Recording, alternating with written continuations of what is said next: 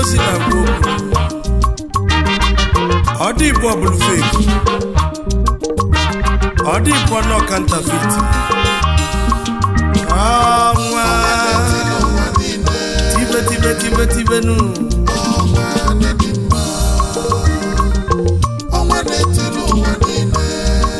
asino Onwa puti fadino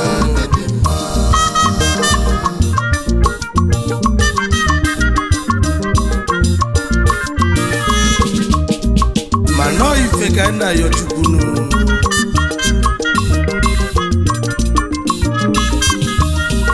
maka na ife bụ ndụ ọchịchị bụ ọnwụnụ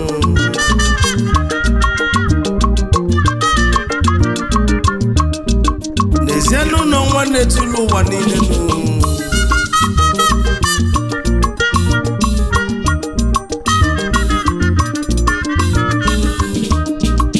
ọnwa 1 na Vienna, Austrial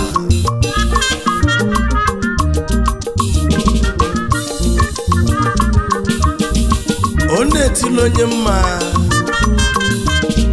na-etili onye njọnụ ọnwa n'ịdị mma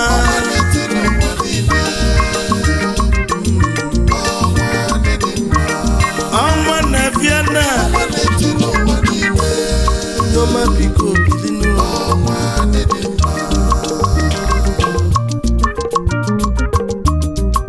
High Chief Doctor Aloysius si Igbo Ebi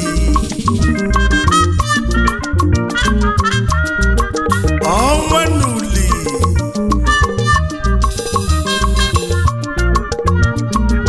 ọnwa gburugburu na Australia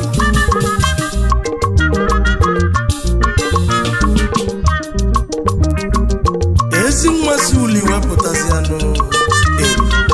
ihe na local government area Anambra State ọnwa gburugburu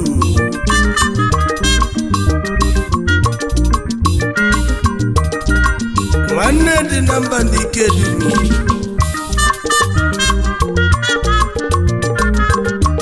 ọnwa na ị na-etiri ọra niile nụ ị na-eti shashashashasha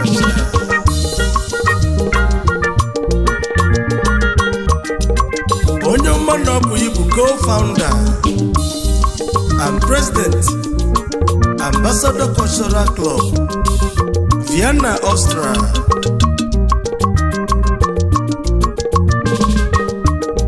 ọnwa n'ịdị mma ọnwa na-etiri ọra bilinu Chukwu okiri n'azụ ijebe n'ụwa ọya bụrụ ifeọma ọnwa bata ife adịnụ ịchọrọ ịdị ka ọnwa ị ga-emenwu ka ife ọnwa na-eme ikwu otu ịdị ọnwa na-etili ụwa niile ọ na-etili onye mma na-etili onye njọ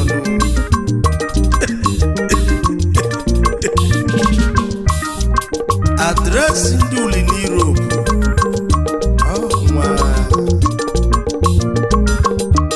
Chairman Anambra Community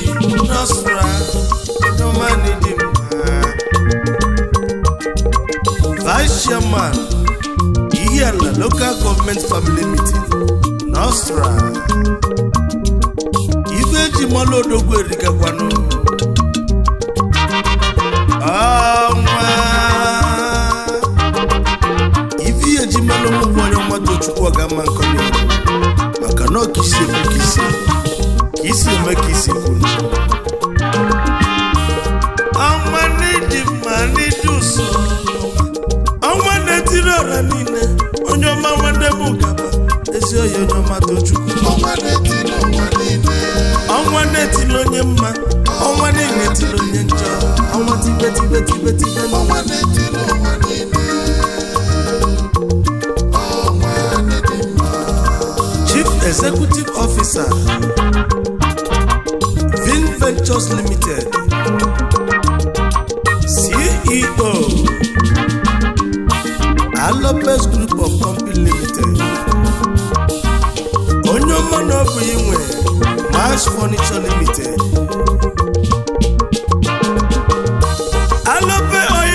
Rivers oyi nwezi ọnwa Alope Oil and Gas Limited ọnwa ngwazianụ nye ka eji kpọnye ọnwa ọ na-etilu ụwa niile ọnwa na-etilu ụwa niile onye na-ekwu abatago owi iwe wetara ya iwe wagaghị njọnụ anabalụ chukwumba anabala kumba ọnwa n'idi ọnwa n'etiri ụwa niile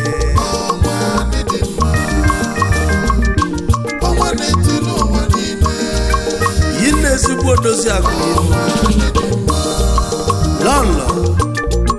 Margaret Chinyere nwanyị ọma osodieme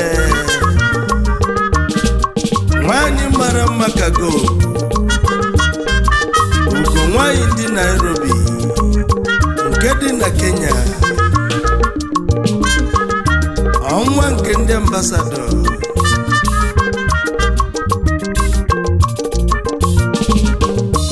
Chukwuchu ụmụọma na-abụ wee gozie n'ọnwa bịa kilipezienu Princess Chidera nwaọma nekwanụ Princess Chidimma ọnwụọnwa Chukwuchiechie nwa ọdịofeleka akụkọ ụwa nwa ka anyị na-agụ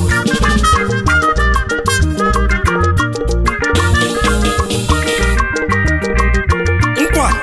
amala anyị mekọta anyị agbalịa na-egwu onye obi ya nye olu ọnwa na-etili ụwa niile nọ n'ọgbọnụ ada azụ ọnwa na nkịtị Ugochukwu tube na ọnwa ka o ji aga n'ụlọ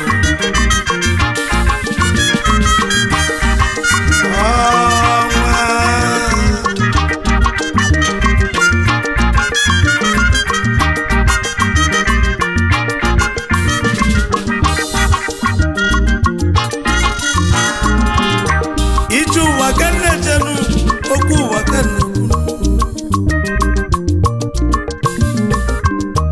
ije ụwa n'ọdị okwu ije ụwa n'ọdị osimiri ịmalụ ugbo ịpụtanụ ịmazi egwu ịnọnụ ije n'ụwa dịrunu maka na onye akpọrọ ọnwa na-etiri ọra nwe ifoto melu ọnwa tinyelu obodo solar light ebe niile n'ụkwazụ ụzọ dịrị ọra onye na-elilo n'ọnụ ka ọ zọlịa n'ụkwụ ndị ọnwa na-azụ na ụgbọ erikanụ ụmụ nwanyị diva nwa ọnwa na-agụzipụ ụgwọ ọnwa ya ka o ji bụrụ ọnwa ozugbo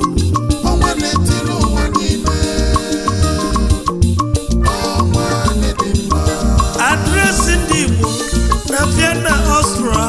ọnwa na-etiri ụwa niile ọfọ ka nna gọrọ ọnwa ebele ka nna ebele ọnwa Chukwu etubego ya ugo ugo ịnọdụ irisi welie gabanụ malụbọlụ Chukwu zitere n'ụwa ọnwa n'ike dikechi echi adakọ n'igwe ebele n'ebele ego akwelisirisi ọnwa na-elota obodo ọ na-agboro obodo Krismas kwara ọmụlarụ ọnwa na gị mela makanụ ife omi melụ mụ ọ Chukwu ya kwuru na gịnụ na makanụ njọ na-emezi n'iru ọnwa ya nọ n'azụ njọ mekwanụ n'azụ ọnwa nọdụzia n'iru ọnwa si m loteli ezigbo nne ya late chief Nze ọzọ ude mmadụ Matu ọzọ Igbo eri Akụbunze Eze Riganne anyị lotere inu Ezinne ibu Chief Mrs. Teresa Igbo eri nwa Jizọs nwanyị ọma ọnwa siri nne na nne ya vanaba n'udonu maka na ọnwa nọ n'ụwa na-elotere vanụ ebe vanọ ka vanọ dị mmanụ ọnwa si m kene nwanne enu ọnụ na-enye iwa n'ọfụli nwanne ọnwa bịa fụmanya ọnwa nwanne ya ilotere ilo Honorable Sir Uchenna Alphonsus Weri ọnọ na-enyi nwanụ n'ule ezi nwanne ọnwa na-eti shashashashashasha aba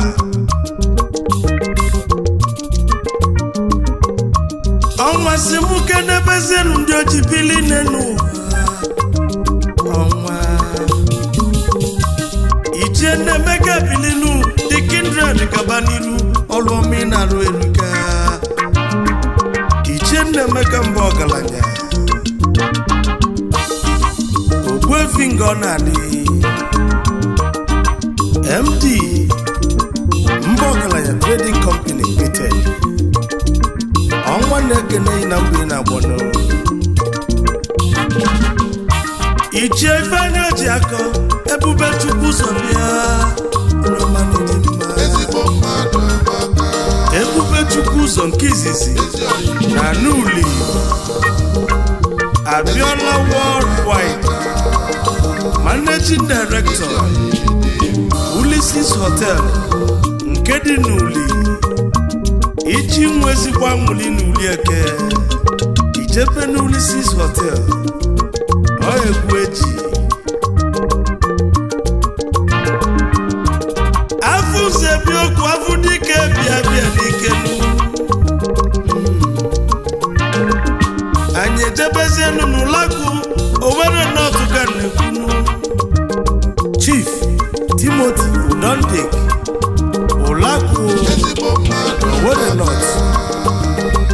Managing Director Unique Holdings Austrial Nwaeze 1 of ụlọakụ Isobili ka ejebezienu n'isi ochi echichi nwere onye ọ na-ekwesị ekwesị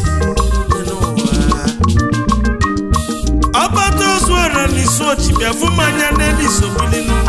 isi ochi kolimu nwa nwa ka nwa nnukwu mmọnwụ abatagonu onye isi ochi jide ebubo onye ka na-ekwu maka ya Double High Chief ihe one of isi ochi ọgbata ozu ọra one of Olumba North and South onye isi ochi jide ebubo na n'isi ochi ọ dịgoli na mmanụ anyị ekenezianụ Chief Chukwuemeka Chima Mbamugo Ezutazi 1 of Ibere Etent Kingdom na Ikwano Local Government Abia State CEO Ezutazi Global Limited Utazi Igbo na-aba Vienna Austria Madrid Switzerland Spain Isisi Keneli Ezinneyi Lolo Lydia Chima Mbamogo Oya didonu na mmanụ ebele ka na-ebele ọnwa Chukwu etubego ya ugo ugo ịnọdụ isi welie gabanụ malụbọọlụ Chukwu zitere gị n'ụwa ọnwa n'ike dikeji echi adakọ ebele n'ebele ego akwelisirisi ọnwa na-elote obodo ọ na-agbọrọ obodo Krismas gbara ọbụlarụ ọnwa na-ekimela makanụ ife omi melụmụ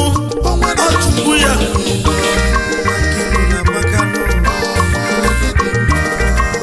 njọ na-emeziliru nọ n'azụ njọ mekwanụ n'azụ ọnwa nọdụzia n'ihu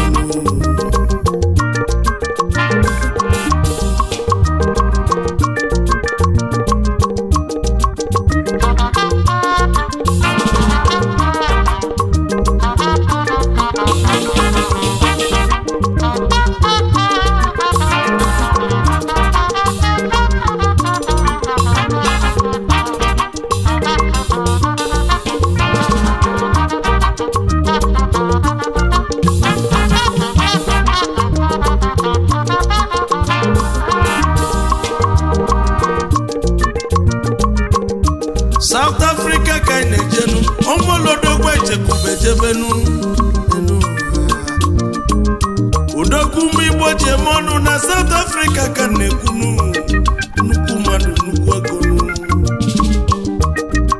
anyị ekenezianụ High Chief Sir nwanne eti Babi Ikorodu agba ego nkịtị 1 na Nuli Ezudo na South Africa Chief Executive Officer Louisa and Sons Import and Export Pty Onyeoma Tochukwu President Olympic Rollers Club ọnwa na-eti n'ụwa si nwoke na-eyi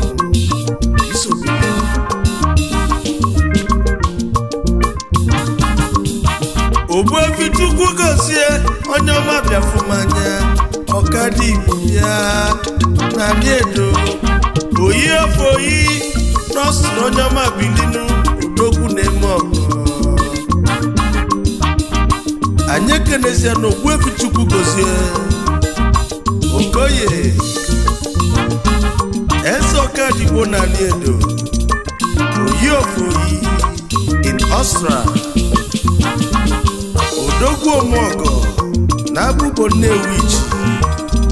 na Nnewi Chairman Emeritus Royal Parliament Club Australia and co-founder Aniedo Family Meeting Australia Director C. Chicos Limited and GSB Boutique Austria and EU Ojiakwa na Akpụkpọ Mogo Igbo Odogwu Haba sa Onwa si mụbụla ekene kete kene benu Chukwu n'isi Chima n'ọlụ ebube Chukwu erika ofu nwa nwa jikwe Chineke nkwa efi ọkwa n'Chima Onyeoma Tochukwu n'isi Chima ọlụ ebube Chukwu erika Chima ụmụọma supermarket nọsra Onyeoma dị mma bilinu uche mmadụ bụrụ uche Chukwu na ndụ mmadụ bụrụ ọnụ Chukwu ekene dịrị Chukwu nụ onye ọbụla chọrọ echi ya na African foodstuff gbaluchebe n'ụmụọma supermarket nke dị na nọmba 42 Panastofa Fagasel nke dị na 10th Street of Vienna, Austria maka na ife olili na ife ọṅụṅụ eji enyere ndụ aka ihe nweta ya na ụmụọma supermarket Chima na ịdị anyị mmanụ